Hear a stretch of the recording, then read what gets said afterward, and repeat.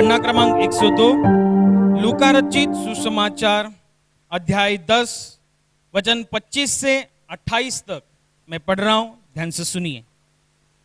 और देखो, एक व्यवस्थापक उठा और यह कहकर उसकी परीक्षा करने लगा, हे गुरु, अनंत जीवन का वारिस होने के लिए मैं क्या करूं?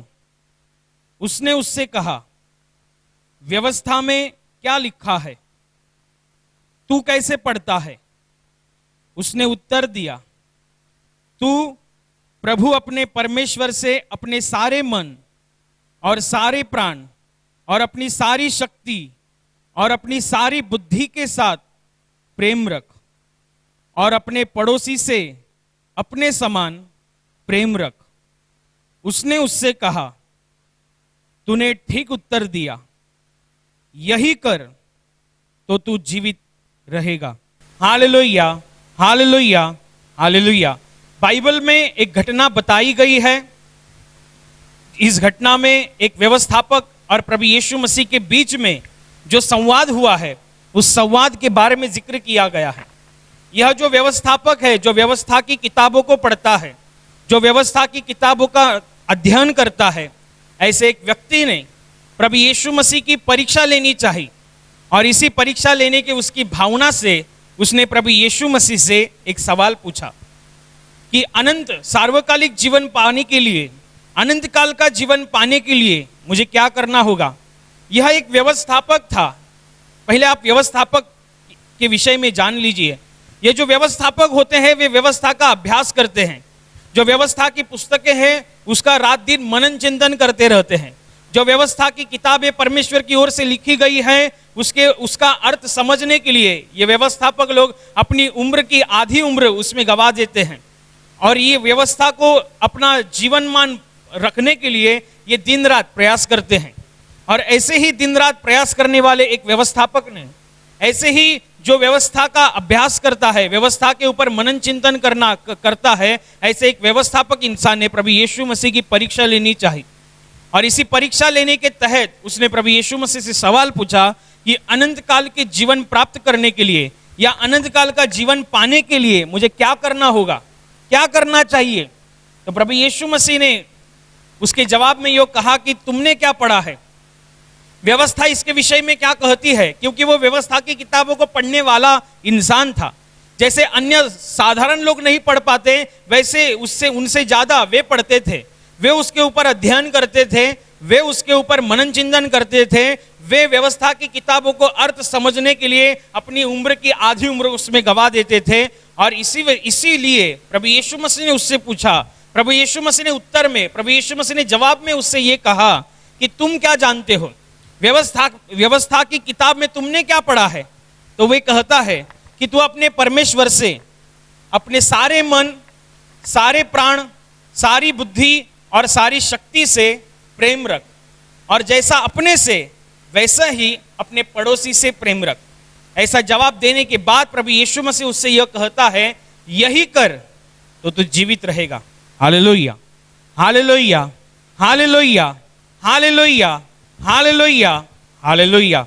आज हम वचन में सीखेंगे कि प्रभु यीशु मसीह ने कहा, यही कर तो तू जीवित रहेगा। व्यवस्था की किताब में अपना रात दिन गंवाने वाले इंसान ने यीशु मसीह से एक बहुत बड़ा, जो व्यवस्था की किताब में उसके लेवल में, जो व्यवस्थापक इंसान है उसके लेवल में जो प्रश्न था, वही प्रश्न उसने प्रभु यीशु मसीह के सामने रखा। वरन व्यवस्था की किताबें बहुत बार अनंत काल के जीवन के विषय में बोलती है। व्यवस्था की किताबों में बहुत बार अनंत काल के जीवन में जिक्र किया गया है। और इसी वजह से यह प्रभु यीशु मसीह की परीक्षा लेना चाहता था। और यीशु मसीह से उसने सवाल पूछा कि अनंत काल के जीवन पाने के लिए क्या करना चाहिए। यीशु मसीह ये उत्तर खुद दे सकता था, लेकिन यीशु मसीह इस बात को भली भांति जानता था कि प्रश्न पूछने वाला एक व्यवस्थापक इंसान है, जो रात दिन व्यवस्था का अध्ययन करता है, रात दिन व्यवस्था की किताबों को पढ़ता है। ये प्रश्न पूछने वाला वह इंसान है। इसलिए प्रभु यीशु मसीह ने जवाब में उससे यह कहा कि तुमने क्या पढ़ा है, व्यवस्था की किताबों में तुम्हारे पढ़ने में क्या आया? तो उसने बताया कि व्यवस्था की किताब में ऐसे लिखा है कि तू अपने परमेश्वर से सारे मन, सारी बुद्धि, सारे प्राण और सारी शक्ति से प्रेम रख, और जैसा अपने से वैसे अपने पड़ोसी से प्रेम रख। तो यीशु मसीह कहता है यही तुम्हारे प्रश्न का उत्तर है, यही तुम्हारे सवाल का जवाब है। तुम यही करो तो तुम जीवित रहोगे। यह सवाल तो इस व्यवस्थापक इंसान ने यीशु मसीह की परीक्षा लेने के लिए पूछा गया था, लेकिन आज के इस युग में, आज के इस दौर में विश्वासी इंसान भी प्रभु यीशु मसीह से सवाल पूछते रहता है। व्यवस्थापक इंसान ने तो परीक्षा लेनी चाहिए इस वजह से सवाल पूछा था, लेकिन आज विश्वासी जन भी ऐसी रीति का सवाल पूछते हैं। जैसा व्यवस्थापक इंसान ने ये परमेश्वर से सवाल पूछा, उस सवाल का जवाब पहले से ही व्यवस्थापक इंसान के पास था। उस सवाल का जवाब पहले से ही उस व्यवस्थापक इंसान ने व्यवस्था की किताबों में पढ़ रखा था। उस सवाल का जवाब पहले से ही उस व्यवस्थापक इंसान ने व्यवस्था की किताबों से जानकर रखा था, और इसीलिए वह उत्तर दे सका। यीशु मसीह ने जब यह सवाल पूछा, जवाब देने के समय यह सवाल पूछा कि तुम्हारे पढ़ने में क्या आया, तुमने क्या पढ़ा है व्यवस्था की किताबों में, तो उसने जवाब में उत्तर दिया कि हाँ, तू अपने परमेश्वर से पूरे मन, पूरी शक्ति, पूरी बुद्धि और पूरे प्राण से प्रेम रख, और जैसे अपने से वैसा अपने पड़ोसी से प्रेम रख। पहले से ही उसके पास वह जवाब था, लेकिन वह परीक्षा लेना चाहता था। लेकिन आज के इस दौर में, आज इस वचन से हम ये सीख रहे हैं कि आज भी विश्वासी जन लोगों से परमेश्वर से पूछते हैं, परमेश्वर से सवाल करते हैं, वरन उनके सवाल का जवाब उनके पास पहले से ही मौजूद होता है। जैसे इस व्यवस्थापक इंसान के पास उसके सवाल का जवाब पहले से ही परमेश्वर ने उसको दे दिया था, उसके पास मौजूद था, वैसे ही हर एक इंसान, विश्वासी इंसान के पास उसके सवाल का जवाब पहले से ही परमेश्वर ने उसको दिया रखा है। फिर भी परमेश्वर से आज लोग प्रश्न पूछते हैं। जब हम परमेश्वर यीशु मसीह का प्यार को समझते हैं, परमेश्वर यीशु मसीह के प्यार को जानते हैं और उसके और करीब, उसके और भीतर आते हैं, परमेश्वर की दया को, परमेश्वर के प्यार को गहराई से समझ पाते हैं या समझते हैं, उस विश्वास के कार्यकाल में, उस विश्वास के जीवन काल में ऐसे बहुत दफा होता है कि विश्वासी इंसान अपने आसपास हुई लोगों की बढ़ोतरी को देखकर, चाहे वो बढ़ोतरी किसी भी रीति से हो सकती है, उनके घर से हो सकती है, उनके जीवन से हो सकती है, अपने आसपास बहुत से लोगों को, बहुत से विश्वासियों को बढ़ोतरी में देखते हैं, बहुत से विश्वासियों के जीवन की आशीषों को देखते हैं, और ऐसे लगता है कि ऐसी आशीष भी मुझे चाहिए, मैं क्या करूं, ऐसा अनुग्रह मुझे चाहिए, मैं क्या करूं, ऐसी बढ़ोतरी मुझे, जैसा ये परमेश्वर यीशु मसीह में बड़ा है वैसे मुझे भी बढ़ना है, जैसा ये वचनों में बड़ा है मुझे भी बढ़ना है। ऐसी बहुत सी चीजें एक विश्वासी इंसान अपने आसपास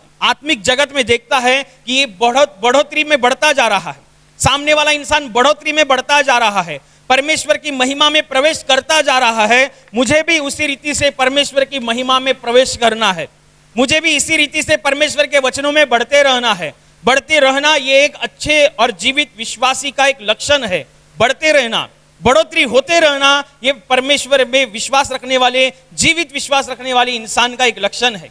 और ये अच्छी बात होती है कि आप जब देखते हैं कि ऐसी भी आशीष होती है, ऐसी भी गवाही होती है, ऐसा भी अनुग्रह होता है, मनुष्य ऐसे भी महिमा, परमेश्वर की महिमा में ऐसे भी प्रवेश करता है, आप देखते हैं, आपको भी अंदर से ऐसा लगता है मुझे भी ऐसा बढ़ना चाहिए, मुझे भी ऐसे परमेश्वर की महिमा में प्रवेश करना चाहिए, मुझे भी परमेश्वर के आशीषों में बढ़ना है, अनुग्रह में बढ़ना है, वचनों में बढ़ना है, उसकी दया में बढ़ते रहना है, परमेश्वर की जीवित महिमा में बढ़ना है। अच्छी बात है, लेकिन जब एक इंसान अपने हृदय में बढ़ने की भावना को रखता है, प्रवेश करने की भावना को रखता है, तब वह परमेश्वर से पूछता है कि मैं क्या करूं, मुझे इस इंसान के जैसा तेरे वचनों में बढ़ना है, मैं क्या करूं, मुझे वो जैसे तेरी महिमा में प्रवेश किया और जैसे तेरी महिमा का उसने सामना किया, वो तेरी महिमा से भर गया, मुझे भी उसी रीति से तेरी पवित्र महिमा में बढ़ना है,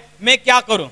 ऐसे बहुत से बार होता है विश्वासी के जीवन में, ऐसे बहुत से बार होता है, लेकिन उनके सवाल पूछने के बाद परमेश्वर उन्हें उत्तर नहीं देता, क्योंकि परमेश्वर ने उनकी इस सवालों का जवाब पहले से ही देकर रखा है। पहले से ही यीशु मसीह को जब उस व्यवस्थापक इंसान ने सवाल पूछा कि अनंत काल के जीवन को पाने के लिए मुझे क्या करना है, तो एक व्यवस्थापक इंसान था, वो एक व्यवस्था की किताबों को पढ़ने वाला इंसान था, जो परमेश्वर की ओर से परमेश्वर ने अपने चुने हुए लोगों के द्वारा उस व्यवस्था की किताबों को लिखा है, भविष्यद्वक्ताओं की किताबों को लिखा है, उस किताबों को वो पढ़ने वाला इंसान था। परमेश्वर ने पहले से ही अनंत काल के जीवन के विषय में उन व्यवस्था की किताबों में लिख कर रखा है, और यही पढ़ने वाला वो इंसान था। और वो परीक्षा लेने के लिए परमेश्वर प्रभु यीशु मसीह से सवाल पूछता है, लेकिन उसके सवाल का जवाब परमेश्वर खुद उसके मुंह से ही निकालता है। यीशु मसीह कहता है, तुमने क्या पढ़ा है, तुम्हारे पढ़ने में क्या आया, तुम्हारे अध्ययन में क्या आया, तुमने जिस बात के बारे में मनन चिंतन किया, उस मनन चिंतन से तुमको क्या पता चला, तुमने क्या अनुभव किया। वो कहता है, तो अपने परमेश्वर से अपने पूरे मन से, पूरी बुद्धि से, पूरी शक्ति से और पूरे प्राण से प्रीति कर, और जैसे अपने से वैसे अपने पड़ोसी से प्रेम रख। सदा जवाब है।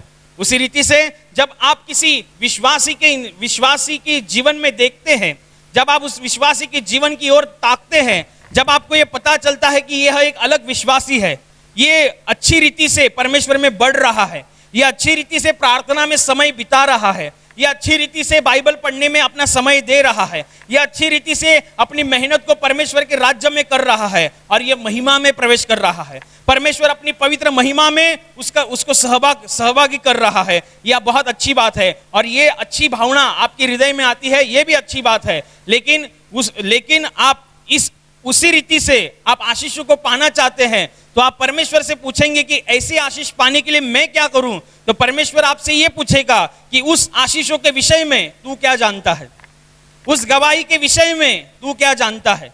आप एक विश्वासी है, वो व्यवस्थापक इंसान था जो व्यवस्था के विषय में जानता है। आप एक विश्वासी है, आप विश्वास के विषय में जानते हैं, आप विश्वास की ताकतों को जानते हैं, आप विश्वास की सामर्थ्य को जानते हैं, आप विश्वास कैसे कार्य करता है इस बात को जानते हैं। तो परमेश्वर आपसे पूछेगा, जिन आशीषों को देखकर तू ये मुझे सवाल पूछ रहा है, उन आशीषों के विषय में तू क्या जानता है। ऐसी बहुत दफा होता है। बहुत से लोग ऐसा उन्हें लगता है कि परमेश्वर अलग से कुछ बोलेगा। अगर मुझे ऐसी आशीष चाहिए, मुझे पौलुस की तरह जीना है, मुझे पतरस की तरह जीना है, या मुझे किसी एक विशेष विश्वासी इंसान की तरह जीना है, और आप परमेश्वर से प्रार्थना करते रहेंगे, उसके तरह मैं जीऊं, इसलिए मैं क्या करूं। जैसे संत पौलुस ने, प्रेरित पौलुस ने अपनी पत्री में लिखा है कि जैसा मैंने मसीह का अनुकरण किया, वैसे तुम मेरा अनुकरण करो।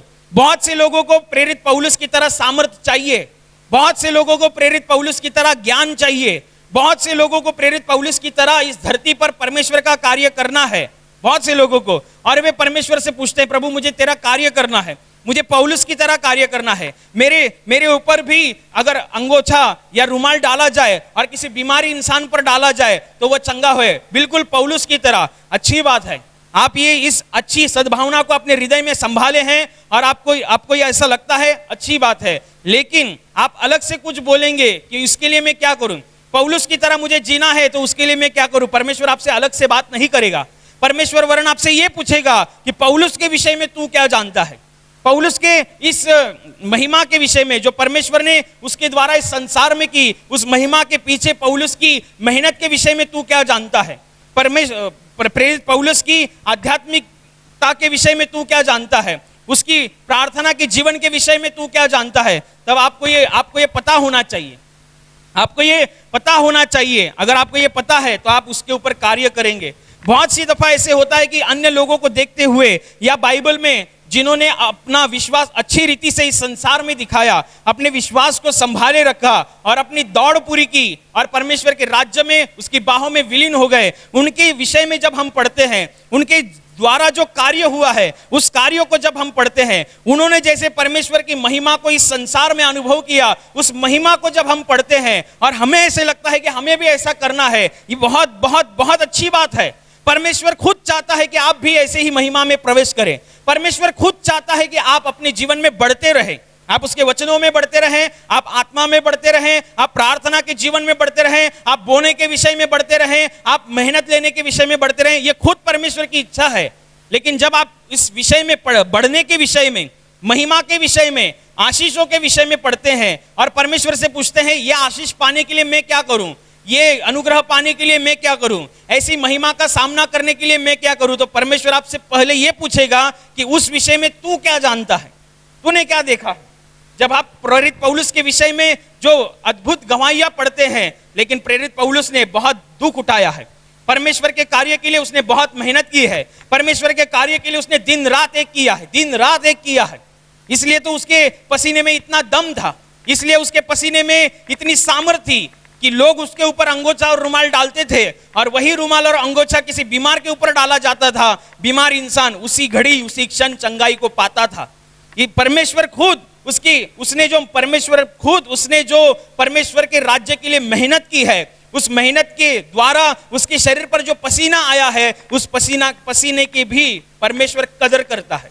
Hallelujah, hallelujah, hallelujah, hallelujah, hallelujah. हाँ, मैं आपसे सच कहता हूं, जब आप परमेश्वर के राज्य में मेहनत करते हैं और उस मेहनत करने के द्वारा, उस मेहनत के द्वारा जब आपके अंग से पसीना निकलता है, उस हर एक पसीने की एक अपने आप में ताकत होती है, उस एक पसीने की अपने आप में एक कीमत होती है, और यही पसीने की परमेश्वर ने कदर की। Hallelujah, hallelujah, hallelujah, hallelujah. जब आप गवाहियों को जब आपको ऐसे लगता है कि सामने वाला इंसान गवाही दे रहा है, क्या गवाही दे रहा है? 5 साल से मुझे सिर में तकलीफ थी, 5 साल से मैंने इस सिर की तकलीफों को बाहर निकलने के लिए बहुत से रिपोर्ट निकलवाए, बहुत से खर्च करवाया, बहुत सी मेडिसिन ली, बहुत सी दवाइयाँ ली, लेकिन कुछ फर्क नहीं पड़ा।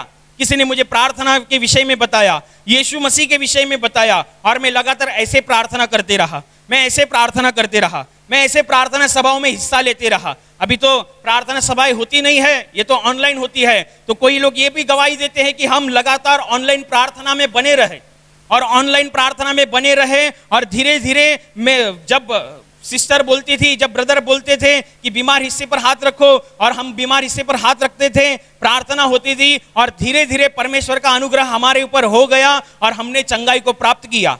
5 साल की भयानक सिरदर्द की बीमारी से परमेश्वर प्रभु यीशु मसीह ने हमें चंगाई दी, हमें चंगा किया। ये गवाही को आप सुनते हैं, और आपको भी खुद को सरदर्द की तकलीफ है, तो आप बोलेंगे, हे प्रभु परमेश्वर, उसकी सरदर्द की तकलीफ निकल गई, मेरी भी निकलनी चाहिए, तो मैं क्या करूं?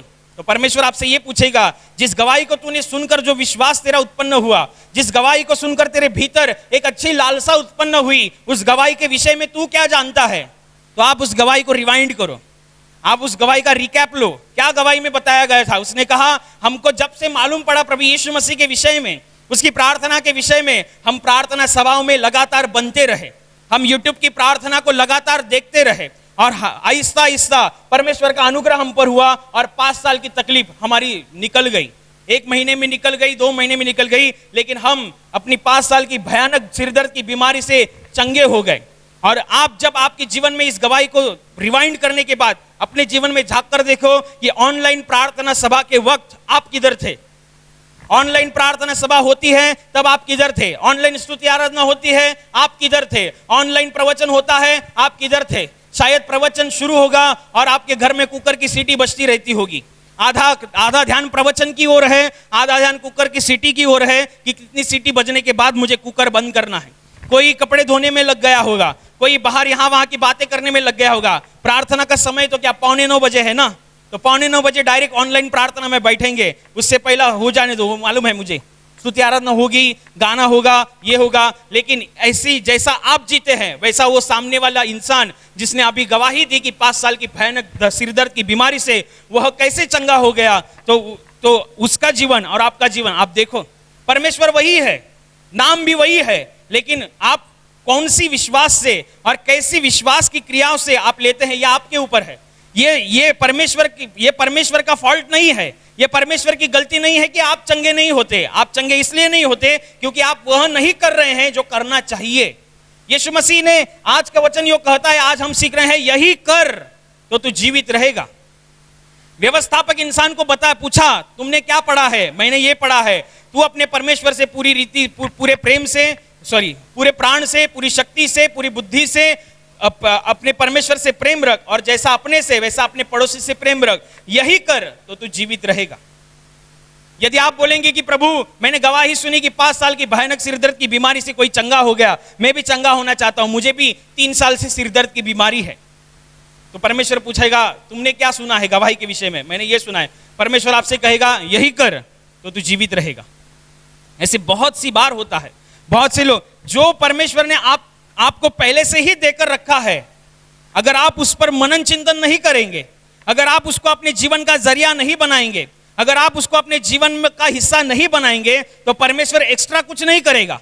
बहुत से लोगों को ऐसे लगता है कि परमेश्वर एक्स्ट्रा कुछ करेगा। नहीं नहीं नहीं, परमेश्वर एक्स्ट्रा कुछ नहीं। परमेश्वर ने जो पहले से ही करके रखा है, परमेश्वर ने जो पहले से ही देकर रखा है, उसके व्यतिरिक्त परमेश्वर अलग कुछ नहीं करेगा, एक्स्ट्रा कुछ नहीं करेगा। जो परमेश्वर ने पहले दिया है उसकी तरफ ही आपको ध्यान नहीं है। जो परमेश्वर ने पहले से ही देकर रखा है उसकी तरफ ही आपका ध्यान नहीं है, तो परमेश्वर अलग से कुछ देखा तो उसकी तरफ आप क्या ध्यान देंगे? परमेश्वर ने पहले से ही आपको गवाही, आप एक विश्वासी है, आप विश्वासी होने के नाते आपके पास क्या क्या है? आपके पास प्रवचन है, आपके पास गवाहियां है, आपके पास बाइबल के लिखित वचन है जो आपको पढ़ना है, प्रार्थना करना है, गवाहियां सुननी है, प्रवचन सुनना है। उसके द्वारा आपको यदि कोई आशीषों का जरिया मालूम पड़ता है, महिमा का जरिया मालूम पड़ता है, उस महिमा के जरिए को, उस आशीष के जरिए को, उस बढ़ोतरी के जरिए को अपने जीवन में अपनाओ, तो उसी रीति का, उसी तरीके का सामर्थ, उसी तरीके की आशीष आप अपने जीवन में खुद पाएंगे। ऐसा नहीं है कि परमेश्वर पहले बहुत बड़े बड़े काम करता था और आज नहीं कर रही क्योंकि उसकी पावर कम हो गई है। नहीं, बाइबल बताती है परमेश्वर कल, आज और युगों युग तक एक सरीखा परमेश्वर है। वे कल भी काम करता था, आज भी काम करता है और आगे भी करता रहेगा, युगों युगों तक वो करता रहेगा। उसकी कल भी सामर्थ उतनी ही थी जितनी आज है और उतनी युगों युगों तक रहेगी। वो कम नहीं पड़ता। कम अगर कोई पढ़ता है तो वे हम पढ़ते हैं। हमको जो चीजें मालूम है या हमको जो चीजें परमेश्वर ने मालूम करके दी है उसके विषय में ध्यान न देते हुए कुछ एक्स्ट्रा होगा, कुछ अलग होगा। नहीं नहीं नहीं, ऐसा नहीं होगा। बाइबल में लिखा है याईर नाम के एक सभापति के विषय में, एक सरदार के विषय में। यह इंसान आराधनालय का सरदार था और बाइबल बताती है कि उसकी छोटी लड़की, 12 साल की लड़की जो मरने की कगार पर थी, अपने आखिरी सांसों को, चंद लम्हों को वो गिन रही थी, वो अपने जीवन की चंद लम्हों में थी। और यह याईर नाम का एक आराधनालय का सरदार इंसान यीशु मसीह के पास जाता है, वही जहां पर यीशु मसीह बहुत बड़ी भीड़ के बीच में खड़ा है, मौजूद है। बाइबल ये बताती है उसी भीड़ में 12 साल से लहू बहने वाली औरत थी, वो जिसके विषय में बाइबल बताती है कि वह 12 साल से लहू बहने की बीमारी से पीड़ित थी। उसने अपने सारे पैसे उस बीमारी में खर्च करवाए, लेकिन 1 रुपए का भी उसको फर्क नहीं पड़ा। वरन बाइबल ये बताती है कि बीमारी और भी लाइलाज बनती गई, और भी बहुत लाइलाज होती गई, और उसने भी यीशु मसीह के विषय में सुना। ये दोनों भी उसी भीड़ के आसपास मौजूद थे। इस औरत ने देखा कि भीड़ मौजूद है, यीशु मसीह भी भीड़ के बीच में है, लेकिन भीड़, ऐसी भीड़ जो जिसके भीतर से हवा भी आर पार नहीं हो सकती, उस भीड़ से अंदर जाना इस 12 साल की लहू बहने वाली बीमारी से पीड़ित औरत के लिए संभव नहीं था, या उसके लिए ये आसान नहीं था। ये एक मुश्किल भरा रास्ता था। फिर भी यीशु मसीह के प्रति उसके हृदय में जो विश्वास है, उस विश्वास के तहत वो उस भीड़ में घुस गई, और भीड़ में घुसने के बाद जो त्यों करके, जैसा तैसा करके यीशु मसीह के वस्त्र को छू लेती है, उसी घड़ी, उसी क्षण वो अपने जीवन में चंगाई को पाती है। इसका मतलब वो कपड़े में सामर्थ नहीं थी, कपड़े जिसने पहने हैं उस यीशु मसीह में सामर्थ है। यीशु मसीह कहता है किसने मुझे छुआ, मेरे भीतर से सामर्थ निकली है, ऐसा मुझे महसूस हुआ है। Hallelujah, hallelujah, hallelujah, hallelujah, hallelujah. क्या आप उस लहू बहने वाली औरत ने जैसे चंगाई को प्राप्त किया, आप वैसे चंगाई को पाना चाहते हैं? हाँ, होगा ना, क्यों नहीं होगा। लेकिन आप उसके जरिए को देखो, उसने जिस तरह चंगाई को प्राप्त किया, वैसे चंगाई को प्राप्त किया, उसके जरिए को देखो। उस लहू बहने वाली बीमारी की औरत को शरीर कमजोर था, और कमजोर शरीर से भीड़ में घुसना ये कोई आम बात या आसान बात नहीं है। कमजोर शरीर से, जब आप मुंबई लोकल से यात्रा करते हैं, अभी तो हम लॉकडाउन के सीजन में है, आधा लॉकडाउन है, आधा अनलॉक है, ट्रेन चालू नहीं है। लेकिन मैं तब की बात कर रहा हूं जब कोरोना काल नहीं था, लॉकडाउन नहीं था, भीड़ थी। शाम के समय में अगर आप दादर से विरार के लिए ट्रेन पकड़ेंगे, बाप रे बाप, बहुत भीड़ होती है। एक साधारण इंसान जो अपने शरीर में मजबूत है, जो अपने शरीर में, कोई युवक इंसान भी रहेगा, उसको भी भीड़ में घुसने के लिए 2 बार सोचना पड़ता है। कई दफा ऐसे भी होता है कि लोग भीड़ को देखकर घबराते हैं और ट्रेन नहीं पकड़ते, छोड़ देते हैं। शायद उनको ऐसे लगता है, उनको ऐसी उम्मीद होती है कि आगे आने वाली ट्रेन शायद खाली होगी, या शायद कम गर्दी होगी, लेकिन ऐसा होता नहीं, क्योंकि ये गर्दी का समय है, ये रश टाइम है। और ऐसे गर्दी में या ऐसी गर्दी में प्रवेश करना इस कमजोर औरत के लिए आसान बात नहीं थी।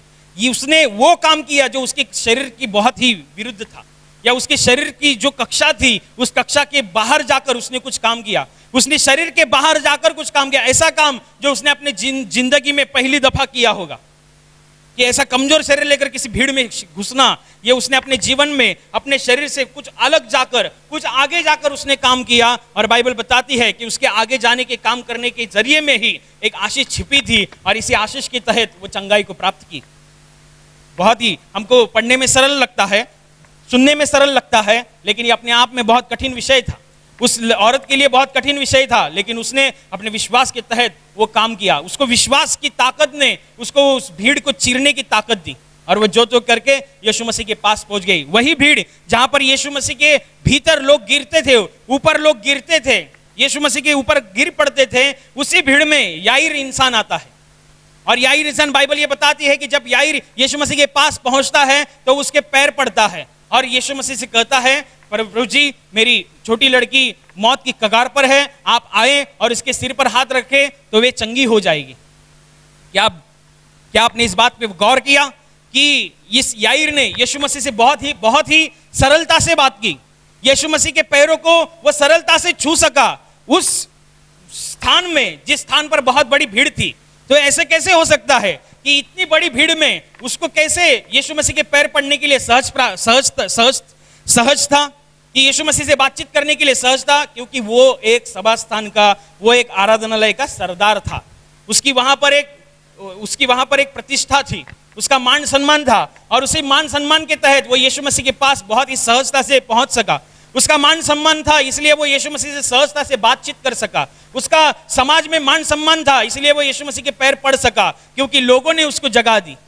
और लोगों ने जगह देने के बाद उसने जो करके यीशु मसीह के पैर पड़े, यीशु मसीह से बातचीत की। एक आराधनालय का अधिकारी इंसान यीशु मसीह के सामने यीशु मसीह के पैर पड़ता है। वो ये बात के बारे में देखता नहीं कि लोग क्या कहेंगे, लोगों के हृदय में या लोगों के दृष्टि में मेरी एक इज्जत है, मेरी एक प्रतिष्ठा है, मेरा एक सम्मान है, और उस सम्मान को अगर मैं उसके पैर पड़ूंगा तो लोग क्या बोलेंगे। नहीं, कुछ नहीं सोचा, वो नम्र बन गया और विश्वास के द्वारा अपने शब्दों को, अपनी प्रार्थना को उसने यीशु मसीह के सामने रखा।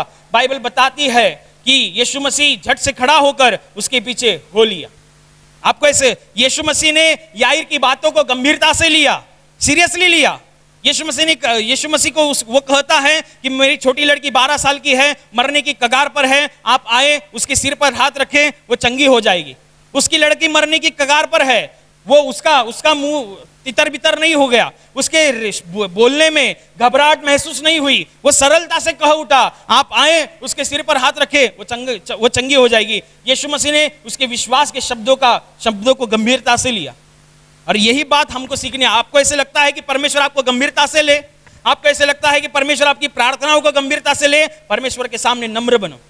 आपको, अगर आप मल्टीनेशनल कंपनी में काम करते होंगे, महीने का 50-60 हजार रुपए आपको पगार होगा, क्या आप प्रार्थना सभाओं में जाकर आप झाड़ू मार पाएंगे? आप प्रार्थना सभाओं में जाकर चाय परोसने का काम करेंगे? आप प्रार्थना सभाओं में जाकर वहां पे बाथरूम धोने का काम करेंगे? यदि आप करते हैं, प्रार्थना सभा में जाकर करते हैं, इसका मतलब आप अपने आप को लीन और नम्र करते हैं। आप अपने से परमेश्वर को बड़ा समझते हैं, वो बड़ा है, मैं उसकी पैर की धूल हूं, मैं उसके पैर की मिट्टी हूं, वो बड़ा है।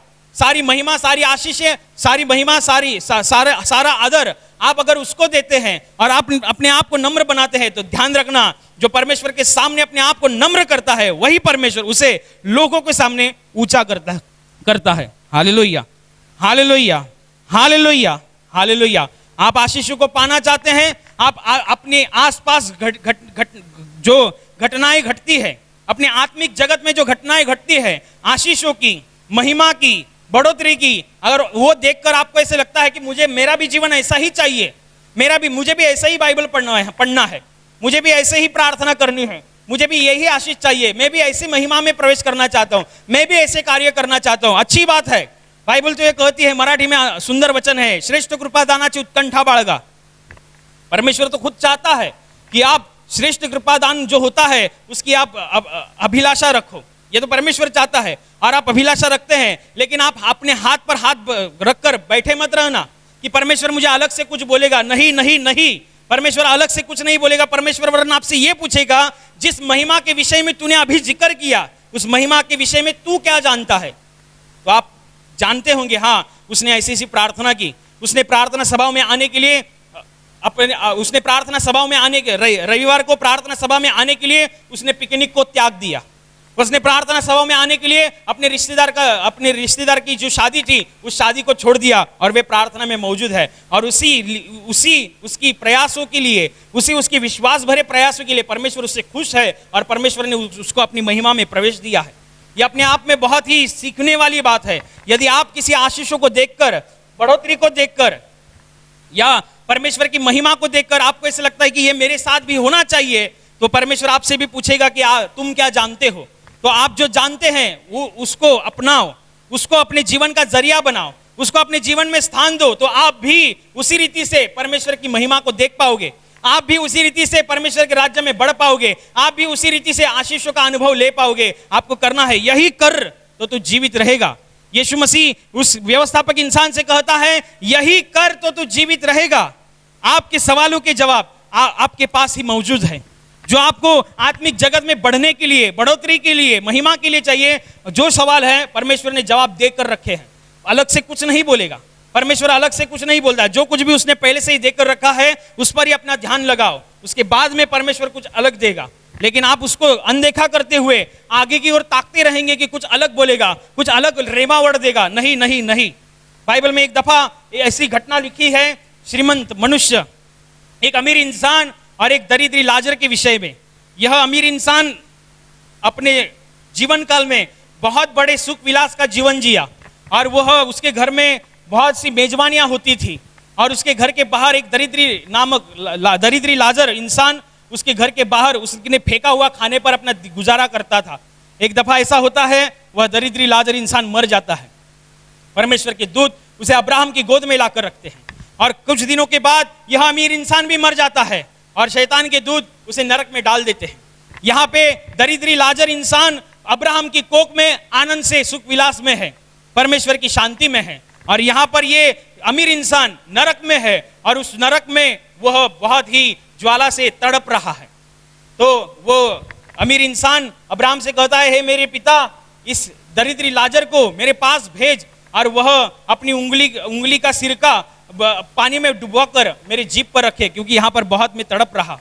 उसकी वह जो विनती थी वो पूरी नहीं की गई और बाद में जाकर और एक विनती इस अमीर इंसान ने की, वो आपको समझना है, उसके ऊपर आप गौर करिए। उसने वो दूसरी विनती यह की कि मेरे 5 भाई हैं जो नीचे धरती पर है, मतलब मेरे 5 भाई जो धरती पर है वे भी मेरे जैसा ही जीवन जी रहे हैं, मैं जैसा जीता हूं वैसे ही वो जी रहे हैं। ऐसा ना हो कि वे भी सब मेरी जगह आ जाए, यानी नरक में आ जाए। इसलिए तुम एक काम करो, तुम इस दरिद्री लाजरस को धरती पर भेजो और मेरे भाइयों को इस विषय में गवाही देने के लिए बोलो। तो अब्राहम कहता है नहीं नहीं, उनके पास पहले से ही भविष्यद्वक्ताओं की किताबें और मूसा की किताबें हैं, वे उनसे पढ़े और समझे। तो ये अमीर इंसान कहता है नहीं नहीं, ऐसा नहीं, मर के अगर कोई जिंदा होकर वापिस जाएगा और उससे गवाही देगा तो वे लोग सुनेंगे। अब्राहम कहता है नहीं नहीं नहीं, ऐसा नहीं होगा। जो कुछ भी उनको पहले से ही देकर रखा है, जो मूसा की किताबें हैं, जो भविष्यद्वक्ताओं की किताबें हैं, उनसे वे पढ़े और समझे। अगर वे उन पर विश्वास नहीं करते तो मरकर कोई जिंदा होकर उनके पास भी चला गया तो भी वे विश्वास नहीं करेंगे। पहले से ही उनके पास एक जरिया रखा है। क्या जरिया है? मूसा की किताबें, भविष्यद्वक्ताओं की किताबें, वे उनसे पढ़े और समझे। पहले से ही परमेश्वर ने जरिया देकर रखा है, इसलिए एक्स्ट्रा उस दरिद्री लाजरस को स्वर्ग से निकालकर वापस से उनके पास भेजना ये उचित नहीं है या ये बराबर नहीं है, क्योंकि परमेश्वर ने पहले से ही करके रखा है। अगर आप किसी आशीषों के विषय में जानकर आपके मन में एक शुद्ध अभिलाषा निर्माण होती है, अच्छी बात है। आप गवाही के सुनते हैं, आपके भीतर भी एक अच्छी अभिलाषा निर्माण होती है, अच्छी बात है। तो आप बोलेंगे मुझे भी ये चाहिए, मुझे भी ये चाहिए। परमेश्वर देने के लिए ही है, परमेश्वर देने वाला परमेश्वर है, वो देना जानता है। लेकिन सबसे पहले वो आपके इस सवाल के विषय में उत्तर में जवाब ये देगा कि तुम इस विषय में क्या जानते हो, तुम्हारे इस विषय में क्या पढ़ने को आया, तुमने क्या अनुभव किया, तुम क्या जानते हो। तब जब आप बोलेंगे कि हाँ उसने ये प्रार्थना की थी, उसने त्याग किया है, उसने मेहनत ली है, वे रात रात को प्रार्थना करता है, वे लोगों की मदद करता है, वह हर प्रार्थना सभा में आनंद से हिस्सा लेता है, वे इतने बड़े हुद्दे पे काम पे है, संसार में काम पे है, लेकिन परमेश्वर के भवन में जब आता है तो अपने आप को इतना नम्र करता है, समय पड़े तो टॉयलेट बाथरूम धोता है, समय पड़े तो झाड़ू मारता है, समय पड़े तो लोगों को चाय परोसता है, झूठे ग्लास धोता है, लेकिन बाहर काम के लिए 50-60 हजार रुपए उसका नौकरी है। लेकिन परमेश्वर के राज्य में ये बहुत ही नम्रता से रहता है, नम्रता से रहता है। तुम भी नम्रता से रहो तो तुम भी उसी महिमा में प्रवेश करोगे। तुम भी अपना जीवन त्यागमय करो, तुम भी उसी महिमा में प्रवेश करोगे। तुम भी अपने जीवन में प्रार्थना का महत्व दो, पर तुम भी उसी महिमा में प्रवेश करोगे। परमेश्वर ने आपके जीवन में सवालों का जवाब पहले से ही देकर रखा है। आपको उस सवालों के जवाब जो पहले से ही देकर रखे हैं, उन जवाब की तरफ अपना ध्यान करिए। जब आप ध्यान करेंगे तो परमेश्वर खुद आपसे बोलेगा, यही कर तो तू जीवित रहेगा, यही कर तो तू वही महिमा को पाएगा, यही कर तो तू वही आशीषों को पाएगा, यही कर तो तेरी भी ऐसे ही बढ़ोतरी होगी, यही कर। यही आज के प्रवचन का मूल विषय है, यही कर। तो इसी रीति से जिन सवालों के जवाब जो हमको बढ़ने के लिए, बढ़ोतरी के लिए, आशीषों के लिए, महिमा के लिए, जो हमें परमेश्वर ने पहले से ही समझा कर रखा है, देकर रखा है, सुना कर रखा है, उन बातों पर हम ध्यान लगाते हुए, मनन चिंतन करते हुए, उन्हीं बातों पर अपना जीवन क्रम बिताते हुए परमेश्वर के राज्य में, परमेश्वर की महिमा में हम प्रवेश करेंगे। Hallelujah, hallelujah, hallelujah. और अभी प्रार्थना करने का समय है। प्रभु यीशु मसीह ने कहा, यद्यपि तुम मेरे नाम से कुछ मांगोगे तो वह परमेश्वर की महिमा के लिए तुम्हें दिया जाएगा। हाँ, उसका वचन यही सत्य है। वह अपने वचनों को पूरा करना जानता है, वह अपने वचनों को पूरा करने की सामर्थ रखता है। इसलिए हम उसके वचनों पर और सामर्थ के ऊपर विश्वास रखते हुए, विश्वास के द्वारा प्रार्थना करेंगे। आपके जिस हिस्से पर बीमारी है उस हिस्से पर हाथ रखिए, और वहाँ हाथ नहीं रख सकते तो अपने सीने पर हाथ रखिए। आपके जीवन में से और शरीर में से हर एक दुख, तकलीफ, बीमारी प्रभु यीशु मसीह के पवित्र नाम इसी क्षण नष्ट हो जाए। आपके जीवन के बंधन और श्राप प्रभु यीशु मसीह ने बहाए हुए पवित्र लहू के द्वारा इसी क्षण टूट जाए। आपके जीवन की समस्या और शैतान का भयावह अंधार प्रभु यीशु मसीह के दिव्य और पवित्र प्रकाश के द्वारा इसी क्षण नष्ट हो जाए। आप पर, आपके परिवार के ऊपर प्रभु यीशु मसीह के महान आशीष आए। आमीन।